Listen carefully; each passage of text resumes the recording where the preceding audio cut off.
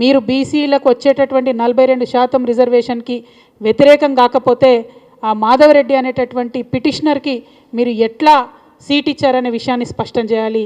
రెండవది, కాంగ్రెస్ పార్టీ మీరు గాంధీ గారిని కాంగ్రెస్ పార్టీ నుండి తొలగిస్తారా, లేకపోతే స్పీకర్ గారు నిర్ణయం వెనక్కి తీసుకుంటారా, కాంగ్రెస్ పార్టీ స్పష్టం చేయాలి. మరి ఈ డిమాండ్లతోని ఇవాళ ప్రజల ముందుకు మేము వచ్చినాం. ప్రజల్ని దయచేసి ఆలోచించే, ఎన్నికలు వస్తుంటాయి పోతుంటాయి, కొంతమంది ఎన్నికైతుంటారు పోతుంటారు, కానీ ఆయా ఎన్నికలలో ఆయా పార్టీల వైఖరి ఏందన్నది మాత్రం మనం గుర్తుపెట్టుకోవాల్సినటువంటి అవసరాన్ని దయచేసి మేధావులకు, విద్యార్థులకు, మహిళలకు గుర్తు చేస్తూ, అంటే ఒక విషయం అండి, ఎవరు ఏం చేసినా తెలంగాణ ఉద్యమంలో మనందరం చేసిన ఉద్యమాలకు మనకంటూ ఒక పేజీ ఉంటుంది, ఒక చరిత్ర ఉంటుంది. కేసీఆర్ గారికి మాత్రం ఒక పుస్తకమే ఉంటుంది. నేను ఇవాళ కేసీఆర్ గారికి విభేదించవచ్చు, నేను ఇవాళ బీఆర్ఎస్ పార్టీలో లేకపోవచ్చు, కానీ కేసీఆర్ గారు చేసిన ఉద్యమానికి ఆయన చరిత్రలో ఒక పుస్తకమే ఉంటుంది. ఆ విషయాన్ని కాదు అని చెప్పి రేవంత్ రెడ్డి గారు కేసీఆర్ గారిని రాజకీయంగా ఎదుర్కొనే దమ్ము ధైర్యం లేక ఆయన మీద విమర్శలు చేస్తున్నారని నేను భావిస్తున్నాను. నేను కేసీఆర్ గారికి మద్దతు ఇస్తలేను. రాష్ట్ర రాజకీయాల్లో ఒక మర్యాదపూర్వకమైన వాతావరణం ఉండాలని కోరుకునే ఆడబిడ్డగా చెప్తున్నా. విమర్శ చేయండి, ఏదన్నా చేయండి, కానీ ఒక లైన్ దాటొద్దు. రేవంత్ రెడ్డి గారు అన్ని లైన్లు దాటి ఒక జాతిని పట్టుకొని మాట్లాడుతూ ఉన్నారు. నేను నిన్న కూడా చెప్పిన, అది కరెక్ట్ కాదు. ఏ జాతిని ఎవరు కూడా అవమానించకూడదు. అన్ని జాతులకు మనం గౌరవం ఇచ్చుకుంటేనే బాగుంటుంది. రాజ్యాంగం మీద ప్రమాణం చేసి కేవలం కేసీఆర్ గారు పుట్టిన కులాన్ని నేను ఎటువంటి తట్టు మాట్లాడుతా అంటే చూస్తూ ఏ ప్రజలు కూడా ఊరుకోరు, ఎవరు కూడా హర్షించరు, ఏ కులం వాళ్ళు కూడా హర్షించరు. అది తప్పు. కేసీఆర్ గారి చరిత్ర చెడిపేస్తా అంటే చెరిగేది కాదు. అట్లనే రేవంత్ రెడ్డి గారి చరిత్ర కూడా చెరిగేది కాదు. అది మంచిదా చెడ్డదా ఆయన నిర్ణయించుకోవాలి, నాకు అనవసరం. కానీ ప్రజల హృదయాలను గెలుచుకొని ఎప్పుడైనా రాజకీయాలు చేయాలి, కానీ అవతలోని తిడితేనే రాజకీయం చేస్తాం అనుకుంటే అది కరెక్ట్ కాదు. నేను రేవంత్ రెడ్డి గారి వాక్యాలను నిన్న కూడా ఖండించాను, ఇవాళ కూడా ఖండిస్తున్నా. ఇటువంటి భాష తెలంగాణ రాజకీయాల్లో ఉండకూడదని చెప్పి నేను మనస్ఫూర్తిగా నమ్ముతా ఉన్నాను. Thank you. మేమా మున్సిపల్ ఎన్నికల్లో మా వాళ్ళు చాలా చోట్ల నిలబడ్డారు, అందరూ సింహం గుర్తు మీద నిలబడ్డారు. నేను ప్రజలందరిని ఒకటే కోరుతా ఉన్నా, రెండు పార్టీల వైఖరి మీరు చూసిండ్రు, కాంగ్రెస్ వైఖరి ఎట్లా ఉందో, బీఆర్ఎస్ వైఖరి ఎట్లా ఉందో, ఇక బీజేపీతోనైతే మనకు సంబంధమే లేదు.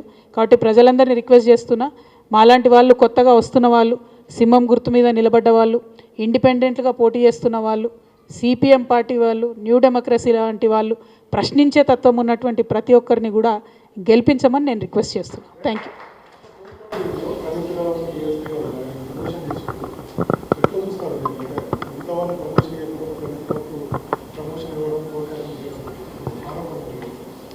అంటే ఈ big fish small fish theory గుర్తుంది కదా బ్రదర్ మీకు?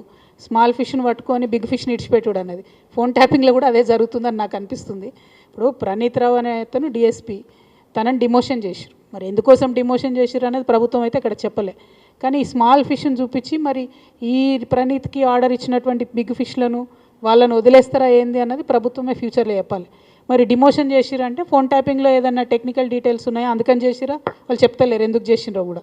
సో ప్రణీత్ రావు లాగానే చాలా మందికి కూడా డిఎస్పీ ప్రమోషన్లు వచ్చినాయి, ఇదివరకు కూడా కాంగ్రెస్ ప్రభుత్వంలో వచ్చినాయి, టీఆర్ఎస్ ప్రభుత్వంలో వచ్చినాయి. సో డిపార్ట్మెంట్ని ఇట్లా డిమోరలైజ్ చేయకుండా, ప్రభుత్వాలు మారినప్పుడల్లా అధికారులను వేధించకుండా, దయచేసి పొలిటీషియన్స్ మనం ఆదర్శంగా నిలబడాలి. అసలు ఎందుకు చేసిరు అనే విషయం ప్రభుత్వం క్రిస్టల్ క్లియర్గా చెప్పాలి. ఒకటి.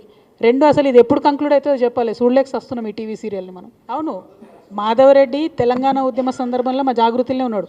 మా జాగృతిలో అనేక మంది వేరే వేరే పార్టీలలో ఉన్నారు. ఇవాళ బీఆర్ఎస్లు ఉన్నారు, కాంగ్రెస్లు ఉన్నారు, బీజేపీలు ఉన్నారు. అట్లనే అన్ని డిపార్ట్మెంట్లలో మా వాళ్ళు ఉన్నారు. పోలీసులు, ఎస్ఐలు, రెవెన్యూలు. మాది 20 ఏళ్ళ సంస్థ, చిన్న సంస్థ కాదు. వేల మందిని నాయకులను ప్రొడ్యూస్ చేసినాం. ఎట్లయితే ఠాగూర్ సినిమాలో చిరంజీవి గారికి అన్ని డిపార్ట్మెంట్లలో ఉంటారో అట్లా మా జాగృతి వాళ్ళు అన్ని దగ్గరలు ఉంటారు. అయితే మా కర్మ ఏంటంటే మీ పిల్లగాడు పోయిండు, బయటకు పోయి ఏదో కమ్యూనిటీ ఆర్గనైజేషన్ పెట్టుకున్నాడు, మాది పనిచేస్తున్నాడు. ఎవరి కమ్యూనిటీ కోసం వాళ్ళు పనిచేసుకుంటారు కదా.